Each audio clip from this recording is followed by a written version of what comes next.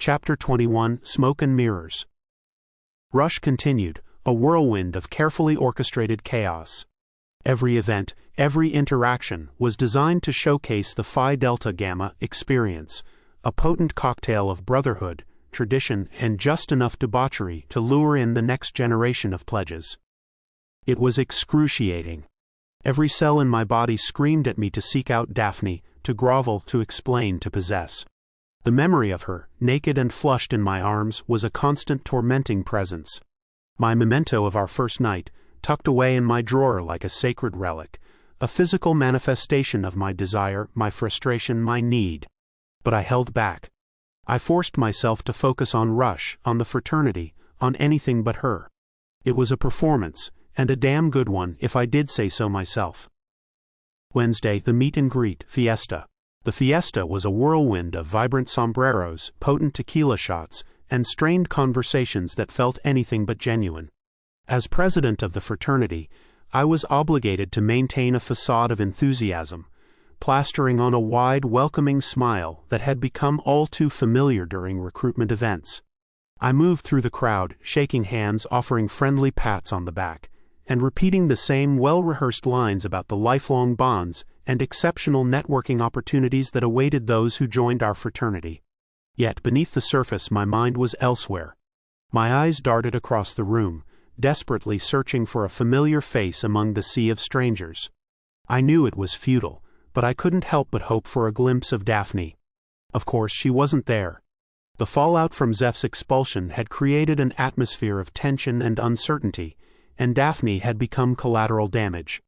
The rumors and whispers surrounding her, and our association with her, had spread like wildfire, casting a dark cloud over our reputation, and isolating us from the rest of the campus community. But after Rush at the gala, I would put all the rumors to rest. I would show her exactly how much she meant to me. Thursday, the classic toga house party. Music pulsed through the mansion, a thumping bass-heavy rhythm that vibrated through the floorboards and into my bones. The usual spectacle of drunken revelry unfolded around me, bodies pressed together on the dance floor, a writhing mass of limbs and sweat, the air thick with the cloying sweetness of spilled beer, the sharp tang of cheap cologne, and the undercurrent of raw animalistic energy that always permeated these gatherings. I played the role of gracious host, a practiced performance honed over years of fraternity events. I moved through the crowd with a forced smile, making sure everyone had a drink, offering a casual greeting here, a quick joke there, keeping a vigilant eye out for potential trouble, maintaining the illusion of effortless control that was expected of the Phi Delta president. But beneath the surface my thoughts were a maelstrom, a chaotic storm of conflicting emotions and unanswered questions. Daphne's parting words, the sting of her wounded expression, the feel of her withdrawing from my touch, they replayed endlessly in my mind, a broken record scratching against the silence of my inner monologue. I have to go, . Simple words, yet they held the weight of 1,000 unspoken meanings. Was it a dismissive brush-off, a polite dismissal masking a deeper rejection? Was it a subtle invitation, a coded message hinting at a desire for more, for something beyond the confines of this party, this room, this night? Or was it a daring challenge, a test of my resolve, a silent dare to pursue her, to prove that I was more than just the smooth-talking fraternity president? Uncertainty gnawed at me, a persistent ache in the pit of my stomach. The memory of her skin beneath my hands, the sound of her breathless murmurs, the way her body had moved against mine, it was a vivid, intoxicating memory, a sensory overload that both thrilled and terrified me. Had I misread everything? Had I mistaken passion for something else, something she didn't feel? The thought was a cold fist clenching around my heart. I scanned the room, searching for her, hoping against hope that she would reappear, that she would offer some kind of explanation, some kind of sign. But she was gone, vanished into the night, leaving me alone with my doubts and my desires. The music pulsed on, the party raged around me, but I felt strangely detached, an observer in my own life, trapped in a loop of unanswered questions and lingering sensations. I needed to find her. I needed to know. I needed to understand. Friday, campus cleanup night of 1,000 nuggets. Friday was a chance to show off our philanthropic side. The campus cleanup was a contrast to the previous night's debauchery. We donned gloves and trash bags, a performance of social responsibility for the benefit of the university administration and any lurking parents. The irony wasn't lost on me. We were cleaning up physical trash, while the emotional wreckage of Zeph's actions and my own complicity remained scattered and unaddressed. Later that night, the infamous Night of 1,000 Nuggets lived up to its ridiculous name. The scene was almost comical. A mountain of golden brown chicken nuggets piled high on platters, a wide array of dipping sauces ranging from classic ketchup and barbecue to more adventurous options like honey mustard and sweet chili, and a room full of college guys determined to prove their masculinity by consuming as many nuggets as humanly possible. Despite the light-hearted atmosphere, I couldn't fully immerse myself in the festivities. My mind kept wandering back to Daphne, picturing her alone in her art studio, surrounded by her paintings, sculptures, and sketches, her passion, her world. A world that I longed to be a part of, but felt increasingly distant from. Saturday, the River Float bonfire. The River Float on Saturday was a much-needed escape from the stifling atmosphere of campus life. The oppressive heat was relentless, making the cool water a welcome respite as we piled into inner tubes strapped to floating coolers. For a few precious hours, I could almost forget the pressure, the expectations, and the constant need to perform. The river's gentle current carried us along, and the sounds of nature replaced the usual clamor of campus. Laughter and conversation flowed easily, and for a while I felt a sense of camaraderie with my fellow students. But as the sun dipped below the horizon, casting long shadows across the water, the carefree atmosphere began to dissipate. We paddled back to shore, the laughter fading, replaced by a quiet anticipation of the evening's event. The bonfire was a Phi Delta Gamma tradition, a carefully orchestrated ritual designed to foster a sense of brotherhood and belonging. As the flames crackled and danced, casting flickering shadows on the faces gathered around, the brothers began to sing. The old fraternity songs, passed down through generations, filled the night air, their melodies weaving a tapestry of shared history and tradition. I joined in, my voice blending with the others, but a sense of aloofness lingered. The words felt hollow, the rituals empty. Was this genuine connection, or just a carefully constructed performance? Were these my brothers, or just actors playing a role? As the night wore on, the stories began. Tales of legendary parties, daring pranks, and improbable conquests were shared, each one adding to the mythology of Phi Delta Gamma. I listened, a detached observer, my mind drifting back to Daphne. I imagined her in her studio, surrounded by her art, her passion, her world. A world that felt a million miles away from the bonfire, from the fraternity, from everything I thought I knew. The doubts lingered, whispering in the back of my mind. Was this the life I wanted? Was this who I was, or was I just playing a part, conforming to expectations that weren't my own? As the flames died down, leaving behind a bed of glowing embers, I felt a growing sense of unease. The bonfire, meant to solidify the bonds of brotherhood, had only served to highlight the cracks in my own foundation. I needed something more, something real, something genuine. I needed Daphne. Sunday Disc Golf Luau. Sunday's disc golf outing was another welcome distraction, a chance to let off some steam and indulge my competitive streak.